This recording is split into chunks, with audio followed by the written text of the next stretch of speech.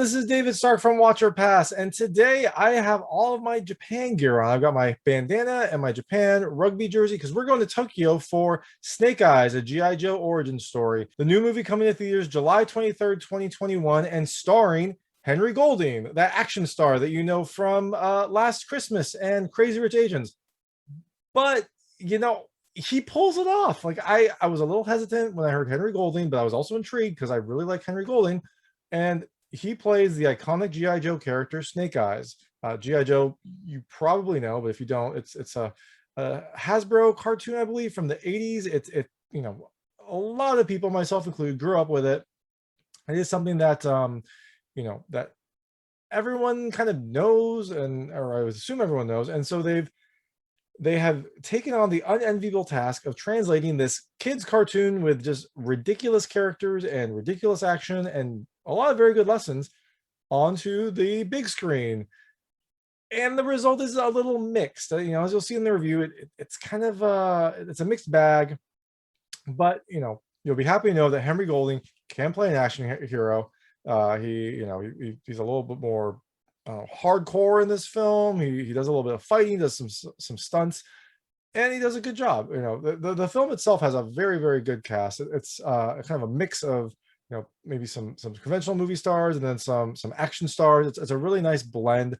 You've got, on top of Henry Golding, you've got Andrew Koji, who plays Storm Shadow, another one of the iconic ninjas. You've got Samara Weaving as Scarlett, who's a G.I. Joe hero. You've got I'm gonna butcher this, Úrsula Corberó as the Baroness, who is a Cobra anti-hero villain, I guess Cobra villain. And then you have one of my favorite characters in the film. You've got Uwais, who's the guy from the Raid. He's a fantastic fighter. He plays the unfortunately named Hardmaster. So this is probably a good place to let you know that there will be spoilers in this review and in the ending discussion. So if you don't want to know anything about the film, you want to check it out yourself, you can either go watch the film and then come back, or you can check out our review on watcherpass.com. That's where I post the written reviews. They're a little bit more vague. They don't really go into plot details and things like that. So you can read that and let figure out if you want to watch it. Or if you don't care about spoilers, just want to know what happens, let's watch ahead. But you've been warned. In Snake Eyes, G.I. Joe Origins, you kind of learn the backstory of Snake Eyes. Snake Eyes is one of these iconic G.I. Joe characters. He's a ninja that kind of has this like helmet with this visor. And he's one of the most popular characters. And so this goes into his backstory and kind of tells you where he came from. It goes into his very young youth, and then kind of his training, and then his kind of how he became a Joe, or how he kind of became on the G.I. Joe radar. So in that respect, it's kind of like Batman Begins, where you've got this iconic superhero, and they go back and try to explain where he came from. The problem with this is, in this, in Batman Begins, the ending just basically had to be he becomes Batman. So there was a little bit more leeway.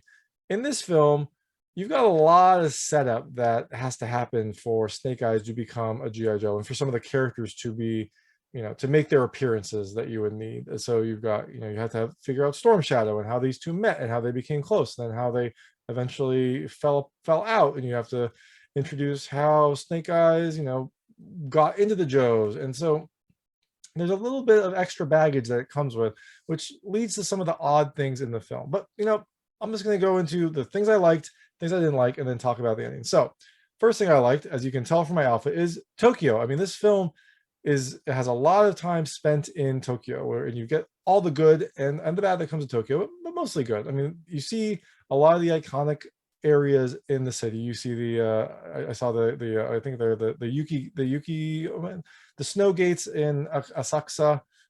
You see the Sunshine Tower. You see, I believe you see the Emperor's Temple, or the Emperor's Castle. You see Shinjuku.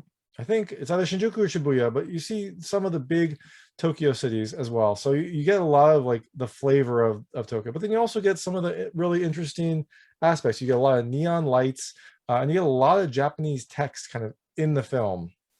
And this is really emphasized in the credits. All the people involved in the film have like a Japanese, their name spelled out in Japanese, which I thought was a nice touch.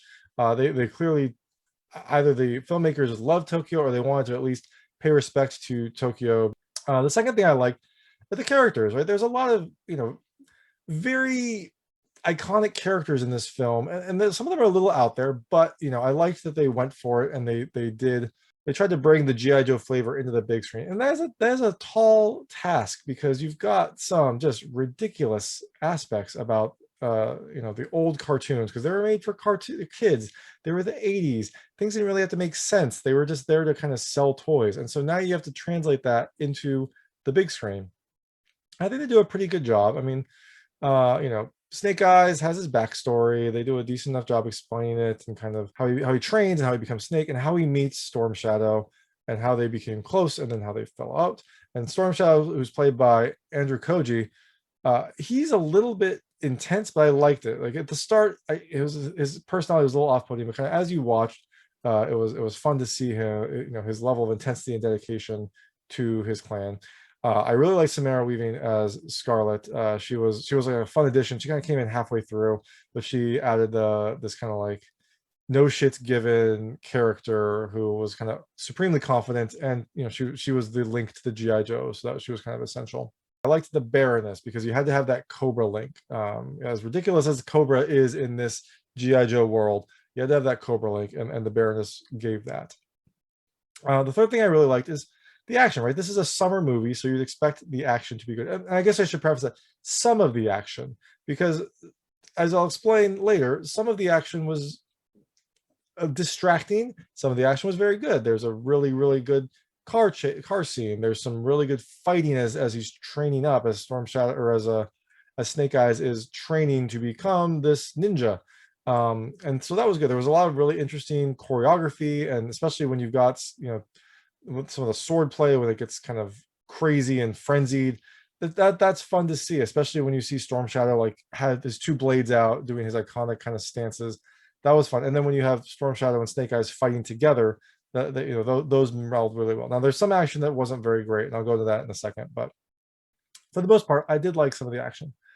Things I didn't like: some of the characters. I mean, some of the characters did feel a little bit extreme, and some of their motivations felt almost like a video game movie. Like if they felt off, and some of the reasoning was off. You've got, like I said, some of the baggage from GI Joe proper. Like I felt like this could have been a really good film if you didn't have the GI Joe franchise, right? Like you had this rebel kid who gets taken in by this clan, and then it's him training, and then some intrigue happens. And that could be an interesting story. But when you have to kind of shoehorn in this origin story into like the GI Joe mythos, some is lost. Like some of the characters are a little out there. Storm Shadow's character at the start was a little off-putting. Some of the decisions that they make seem very convenient, kind of to lead the story to a certain spot. And then some of the names are just, they're kind of silly. Like, for the example, they call Snake Eyes Snake Eyes is his name for all intents and purposes.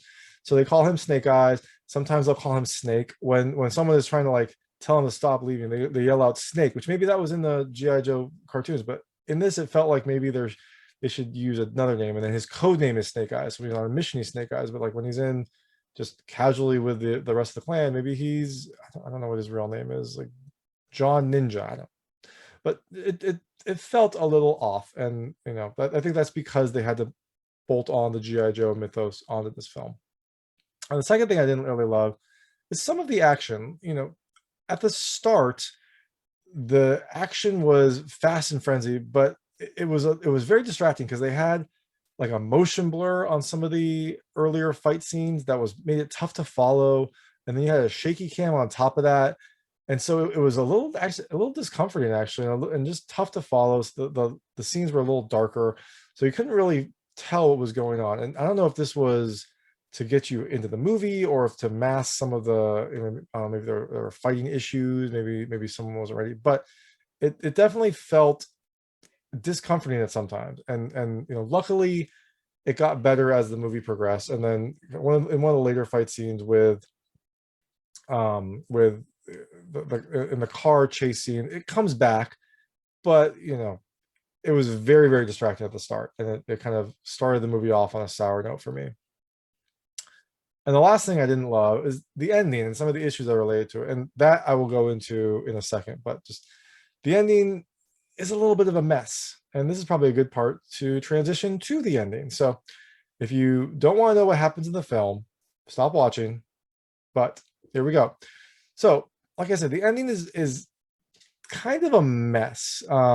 So in the film, Snake Eyes is working with a person named Kenta, who is part of the ninja clan that Storm Shadow is the future head of. But Kenta, I guess, couldn't.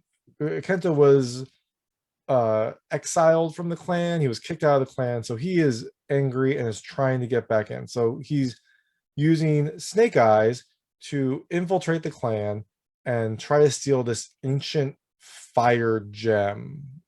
I guess it's some sort of like magical gem from heaven that was given to the clan 600 years ago, and they've been watching it ever since. So Kenta uses this to set up, Snake Eyes to save the life of Storm Shadow, who is undercover, I guess, infiltrating. It's not really clear why he was doing this. It seemed like there was no need for him to be in this undercover operation and then for him to be discovered. But, it's a convenient setup for Storm Shadow and Snake Eyes to meet. So, that's how they initially meet. And then Snake Eyes saves his life. And so Storm Shadow takes him to his ninja clan and tries to get him in. So, long story short, eventually Snake Eyes does end up stealing the gem using some of the. So the gem is kept under like this intense lock and key, although apparently they don't lock the doors to the gem. Like it's in a safe, but the building itself, the doors aren't locked, which I thought was a little odd, but whatever. And it has this DNA lock that can only be opened from the blood of certain people. And so Snake Eyes eventually steals the gem using the blood of Storm Shadow when they became blood brothers. So side note, blood brothers, probably not a great thing to have anymore. I mean, I know it was a big in the past, and they were probably blood brothers in the movie or in the G.I. Joe series. Not a great thing now, especially after coming off of a pandemic. I don't want anyone's blood near me. I don't want to see that on screen. Like, I don't want kids to become blood brothers again. That doesn't seem like a smart thing. But, I feel like there's another way they could have gotten his blood. Maybe he just steals it. Maybe they, he accidentally like uses a secret thing that cut it. Like, I don't know. There was got to be some other way.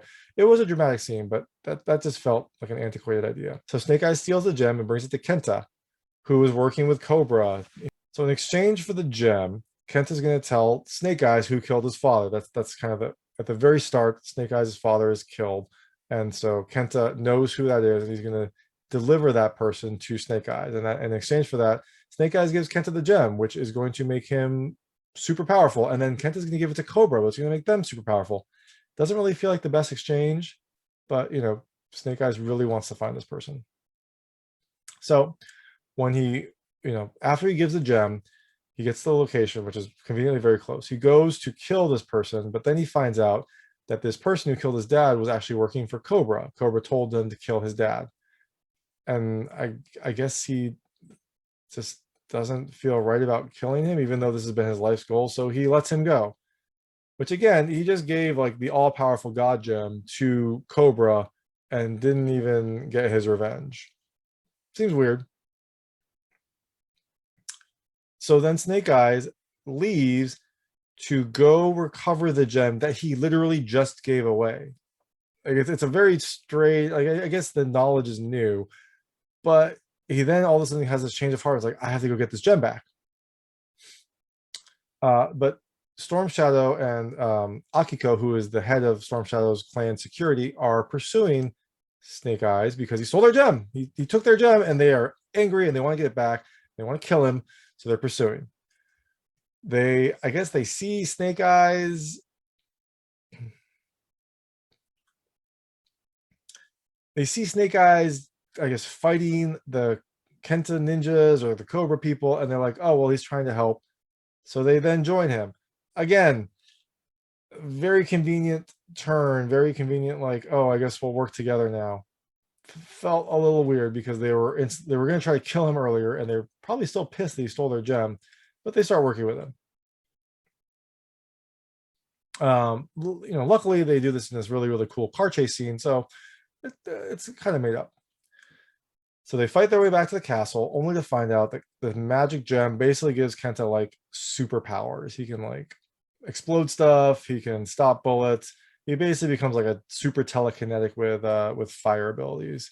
Um, which is weird, for G.I. Joe is kind of, at least my take on the movies was, it was kind of based in like high tech, and now you have this like strange magic angle to it, which felt odd. But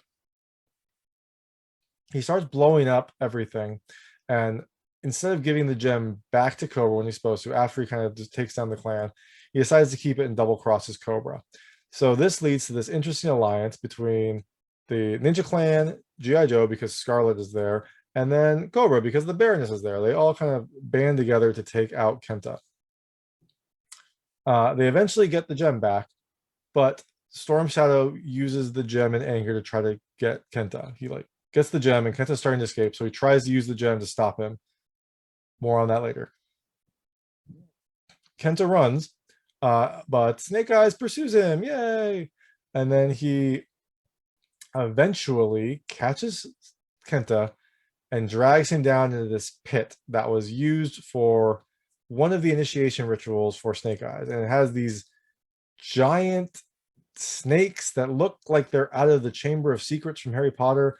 They're really bad CG.